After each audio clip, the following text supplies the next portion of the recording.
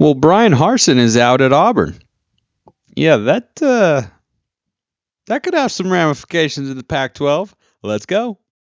Locked On Pac-12, your daily podcast on the Pac-12 Conference. It's the Locked On Podcast Network, your team every day.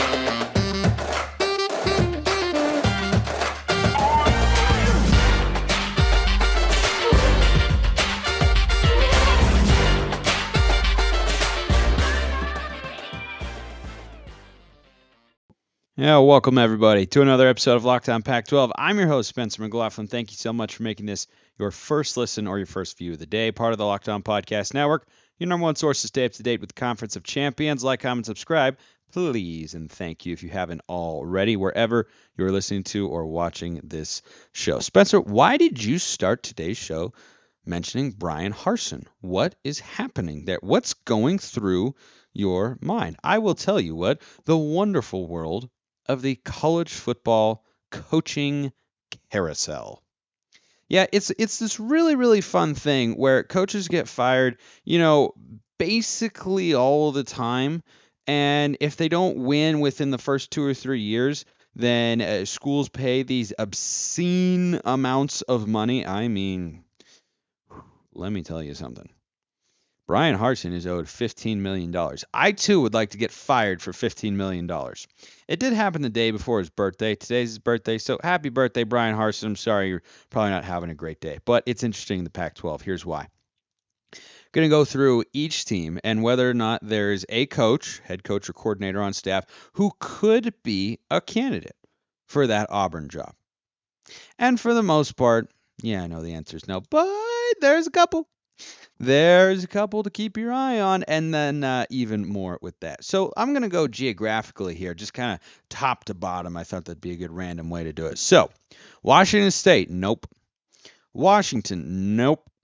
Oregon State, not going to happen. I mean, in theory, in theory, Jonathan Smith actually would be a candidate for this sort of job. Two things at play that are leading that not to be the case. Number one, the number of times the SEC comes to the Pac-12 for a head coach, it's not very often. They came and got Mike Leach, but he went to Mississippi State. I think Auburn's a little bit of a better job, though I'd argue they're somewhat comparable. Auburn's had more success, but overall, I think they're on somewhat similar footing as programs. However, Jonathan Smith has no ties to the South. He, in fact, has ties to, wait for it, Oregon State, where he was a player. Kind of feels like a lifer, doesn't he? It seems like the sort of situation where Smith is not going to leave unless Oregon State asks him to. I don't think there's any worry there whatsoever. Stanford and Cal, what's a number less than 0? You pick it. That's the percent chance that anyone from the SEC would want anyone from those particular staffs, which are not looking very good at the moment. Colorado, Arizona State, they don't even have coaches, but more on them is coming a little bit later in the show. Utah, nah, I don't see it. Kyle Whittingham's a great coach. He, again, feels like a lifer. He's got that contract situated to where he is, set up to be in a particular role once he decides to not be the head coach. With Utah, and still make something like $1 million a year, which, he deserves because he's been so fantastic. I don't think either of their coordinators are going to be in the running. No ties down south. Yeah, I don't see it there either. USC, no. Lincoln Riley's not going anywhere. Alex Grinch could one day maybe be a head coaching candidate, but, right now that's certainly not the case. Yeah. Spencer, you skipped a couple schools. Oh, did I? Did I miss another school in LA and gloss right over another school in the Pacific Northwest? Why, yes. Yes, I did. That's because, as they say, I saved the best part for last. So, this was a suggestion I initially saw from Josh Pate, who I like a lot. I think Pate's really smart. I think he gets it. He loves college football. I like his show. I think he's usually smart. I think he's dead wrong here. When Bryan Harsin was fired, he threw out 3 names to look for on Twitter. Lane Kiffin, agree. Hugh Freeze, agree. I don't know why Kiffin would want to go from Ole Miss to Auburn, but different conversation. And the third one he threw out was Chip Kelly. Let me tell you why that wouldn't work. The situation at Auburn, manifested itself in such a way that the Auburn boosters never actually wanted Bryan Harsin, and he didn't get along with them very well. And from what I've been able to discern and what I understand, he was not one of those guys who wants to suck up to the boosters, who wants to play the games about raising money and, the alumni. He just wasn't into that sort of thing the way that other coaches are. And not every coach is. And Chip Kelly, who when he came back down from the NFL to college was between the UCLA and the Florida job, which I find to be interesting. I'm not saying he couldn't have had success at Florida, but he knows the Pac-12 very well. He knows the Pac-12 footprint very well. But the biggest reason I don't think that Chip Kelly would make sense at Auburn or any SEC school is not because he isn't a good X's and O's coach, but because down there, it just means more. I'm sorry, everybody. It does. And I say that as a lifelong Pac-12 fan. It does just mean more in the South. And they want coaches who can do that sort of stuff. And if you aren't going to play nice with the alumni and the boosters and recruit really hard, then you have to win at a high, high level. And though I think Chip is still a good coach, and we're seeing that play out this year, UCLA sitting at 7-1, I don't think he'd be able to win at a level sufficient enough to where the people involved with those sorts of programs would just overlook it. And then there's the recruiting factor. And Chip Kelly, since he's been at UCLA, back to his time at Oregon, it's been made very clear. Number one, he's not always the most personable guy in the world. But number two, he doesn't really like recruiting. That's why he wanted to go to the NFL, at least part of the reason, right? Some coaches go because they want to test their chops. They want to see how good they are and how good they can be. But another reason that some coaches do that is they don't want to recruit because it's hard. It's grueling. It's a 24/7, 365 process. And it's not for everybody. And to win in the SEC, you have to be able to recruit. Sure, you have access to a better baseline amount of talent just in the region, right? Georgia's got some good players. You're really close to Texas, Florida. There are a lot of recruiting hotbeds down south. There are a lot of great players down south. But you're going up against other schools that are recruiting at a high, high level. And in the Pac-12, there are two teams, and one of them hasn't been really until this year going at a top 10 level that can recruit nationally against those sorts of programs. And that's USC and Oregon. The Trojans haven't been doing it for long. Now with Lincoln Riley, they can. Malachi Nelson, Zach Branch, whole host of other guys they're going after. Big time targets. Expectations there, top 10 recruiting classes. Oregon, same deal. You got to be in and around the top 10. Everybody else in the Pac-12, if they get inside the top 20, that's going to be one of the better recruiting classes they put on. Maybe Washington could get in there, but they've been having more talent leave the state that are high-level prospects. They've been having that happen a lot. Reversing that trend is tough because the Alabamas and Clemsons and Ohio States and Georgias of the world are coming out west to get the best players that are there. I'll tell you more about Chip Kelly in just a moment. But this week's thrilling moment in college football in the Pac-12 is brought to you by Nissan. The thrilling designs behind the new lineup from Nissan are intended to empower drivers in vehicles as capable as the driver themselves. When I think of unbelievable abilities on the field for this week's thrilling moment, it has to be the off-field moment that was the lead on my show yesterday. Oregon State in the top 25 for the first time since 2013. It's been almost a decade. And I know it's not a thrilling play, but is it a thrilling moment? You bet your rear end it is. Almost a decade-long drought Jonathan Smith ended for that program. You can't undersell how big that is or how much work went into it.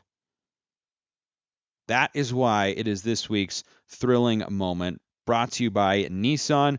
With all their thrilling new designs featured across Nissan's new lineup of vehicles, pursue what thrills you in the all-new Frontier, Armada, or Pathfinder today. Available now at nissanusa.com.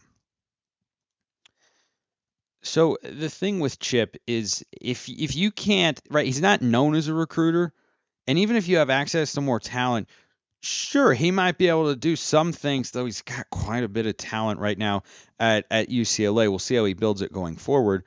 I don't think in the SEC you can solely rely on recruiting because his game so far and why he's had success the last couple of years. Yeah, there have been a couple of recruits, right? DTR was a recruit, a couple offensive lineman players here and there, but Jake Bobo, transfer. Zach Charbonnet, who is so good, is a transfer.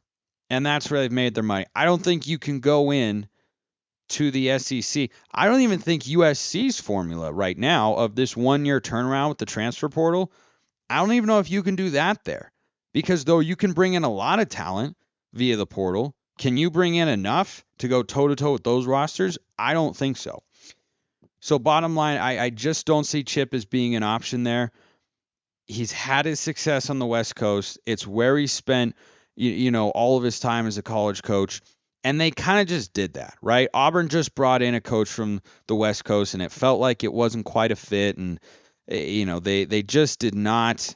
They never really liked him. They never wanted him. The boosters and the fan and some of the fans and alumni down there never felt like that was the right hire. And if they hired Chip Kelly, I think it'd be the same thing. They say, why are we bringing in a West Coast guy? We're in the SEC. Why are we not looking around to other SEC coaches and coordinators? That's where we should be eyeballing. So I don't think Chip is there. So let's get to the most interesting options for this particular job. Dan Lanning at Oregon. Now, he doesn't have any specific ties to Auburn, but he does have a background in the SEC, had a successful run at Georgia, and it's very reasonable to ask the question. The answer to me is I don't think so, because Lanning hasn't been a head coach in the SEC. And the options that I've heard get thrown around for this job for Auburn, and I mean, is it speculative at this point? Sure, a little bit. But they're going to go after Lane Kiffin. They'll probably go after Hugh Freeze, who is winning games at Liberty. I'm pretty sure they're in the top 25 at Liberty. Go figure. I think Bill O'Brien is someone who will get a look from him. The Alabama offensive coordinator, former Penn State head coach. I think they'd be okay with that. But to me, because the West Coast, even though Lanning and Kenny Dillingham, who I'll get to in a moment, have ties to the South in the SEC, I still just think the optics for some of those alumni and boosters, I mean, they never wanted Harsin, even though he was successful at Boise State, taking over for Chris Peterson. Was he as successful as Peterson was? No. But was he a good coach there? Yeah, he won a lot of football games. And they were opposed to that from the get-go. And I feel, at least right now, while Lanning and Dillingham are navigating their first year, my sense is that Auburn fans and alumni and donors and such would have that same baseline opposition of, no, I don't want anyone west of the Mississippi River. I don't think they want to go for that at all. And another thing that's worthy of note is, the Ducks are having a lot of success right now. They're the betting favorites in the Pac-12 to win the conference championship. They're the only undefeated team in conference play. They'll probably remain that way this week because they play Colorado. They're like 31-point road favorites and such. Shouldn't have any problems there. But it's been a year, not even a full year. And the other thing specific to Lanning is he's a defensive coach, and Oregon's defense has made some improvements. You kind of have to read between the lines to see where those improvements have come from.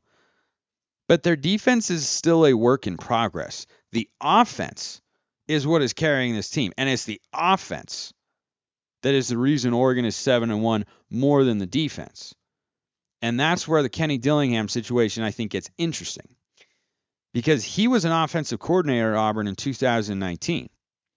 Now, the thing with Kenny Dillingham is he's really young. He is 32 years old. He is really, really young. But he came in and he has made Oregon's offense significantly better from what it was a year ago in a number of ways.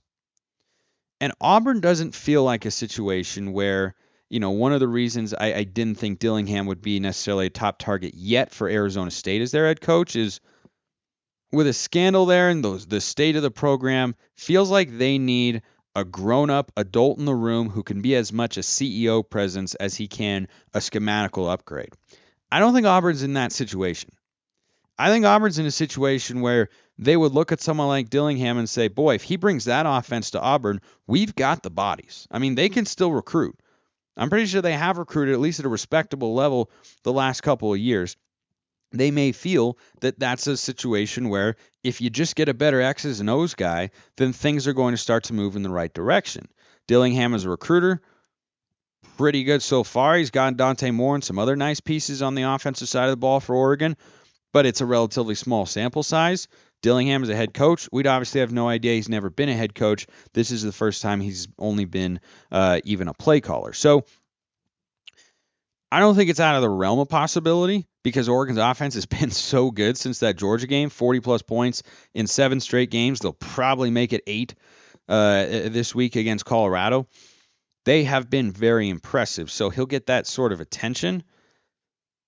But it's also reminiscent of a time where Gus Malzahn was the head coach, and Auburn fans didn't look at that as glowingly as I did from afar, where I thought Gus Malzahn was a good coach. And Dillingham wasn't the play caller, but he was the OC.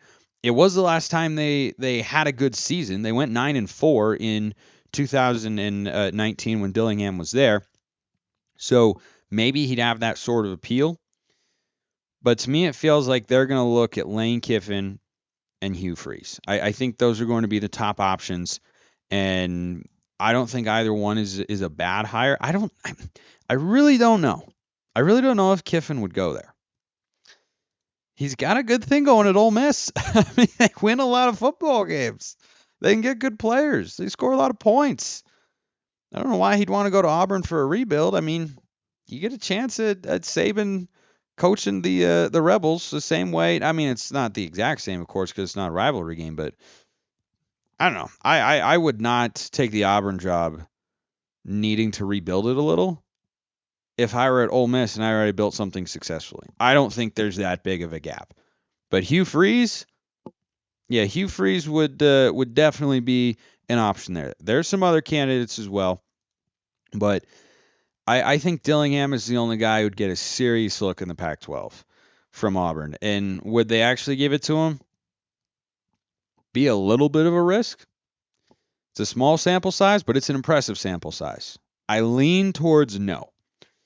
I'd say probably about 80% they wouldn't give him a serious consideration. One other thing is someone I know who, well, I'll just tell you, Zach Blackerby at Locked On Auburn, who does a phenomenal job.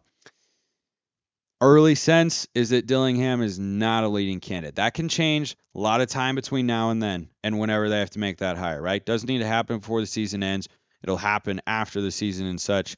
But I think that's something that could evolve a little, but I suspect if Dillingham gets poached for a head coaching position, I think it'd be more likely that Arizona State hires him than Auburn does.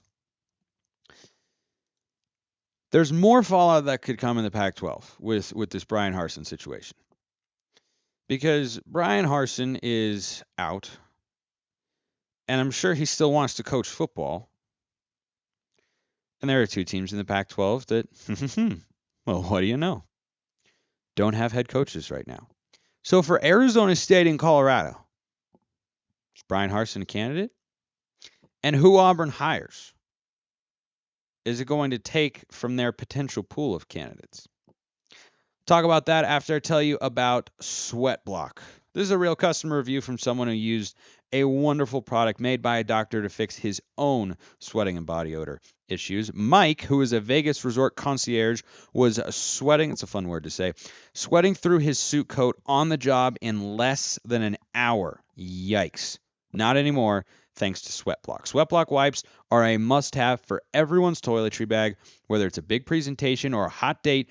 Everyone can benefit. If you or someone you love is experiencing embarrassing sweat or odor, try SweatBlock. Save 20% with promo code LOCKEDON at sweatblock.com. Also available on Amazon. So two angles to look at this for the Pac-12 in Arizona State, Colorado specifically. First, the candidates who might have some crossover appeal here. I think there's only a couple. Now, Matt Rule is someone that Auburn, if they're smart, they call and see if they can get him, if he'd be interested. I don't know if he would be. I don't know if he'd be interested in the Arizona State or Colorado jobs. But he was at Baylor, and let's not pretend that Baylor has some rich tradition or branding that is just miles and miles and eons beyond Arizona State or Colorado. I mean, Colorado's been bad for the last 15 years or so. But look at the history of those two football programs. Comparable at least, right? Baylor's certainly way ahead in the last decade plus. But I mean, if you're Matt Rule and you're currently unemployed, you'd take any Power 5 job over no Power 5 job. So if Auburn goes there, it would take him out of the running. We've talked with Richie Bradshaw here on the show about how that's his top option. That'd be my top option if I were ASU, if I could get him to come to Tempe, even if it's temporary, right? I don't think either Colorado or Arizona State necessarily need to find someone who is going to be a lifer. I think you need someone who can come in and make your program respectable again, who can win you some football games, maybe get to a good bowl game and put on a good show and make your school and your football program more attractive. Because right now, they just don't have anything going for them. So that's one potential option. Deion Sanders, I've seen that get thrown out there. Again, I don't know if Colorado or ASU are at the top of his list. However, if he's not able to find the Power 5 job he wants, does he want to stay at Jackson State or does he want to one day coach high-level Division I football? I don't know. They have great crowds. He's got a great thing going at Jackson State. But eventually, kind of seems like he's destined to go to the Power 5 level. But if he came into Colorado or ASU and won 7 to 9 games a year for 3 years, and then left for the Florida State job because Mike Norvell continues to get a little bit of a longer leash as he starts to win some games, would you take that if you're ASU or Colorado? I would. I don't think that's that ridiculous. I don't think it's ridiculous at all. Same thing applies, by the way, to another guy who I mentioned earlier might be in the running, Bill O'Brien. Bill O'Brien, if he gets the Auburn job, that takes him out of the mix for ASU and Colorado. And that's the exact same situation. I don't think you'd keep him around for a decade. But if you brought him in for 3 to 4 years, he had a really successful run and reestablished your credibility on the recruiting trail and in coaching circles to where it's seen as a more desirable job, I think you have to take that if you're ASU or Colorado. So what happens here at Auburn going forward, as strange as it may sound, may have ramifications for the Pac-12 coaching carousel. Because if you take one of those candidates out, does that make it more or less likely that Colorado or ASU could go for one of the other ones who I've mentioned or who I've talked about here on the show? It's really, really fascinating. All this stuff is so interconnected. I love a good coaching search. There's so many different directions you could go. Here's another idea with regards to Bryan Harsin. Here's another idea. He was at Boise State.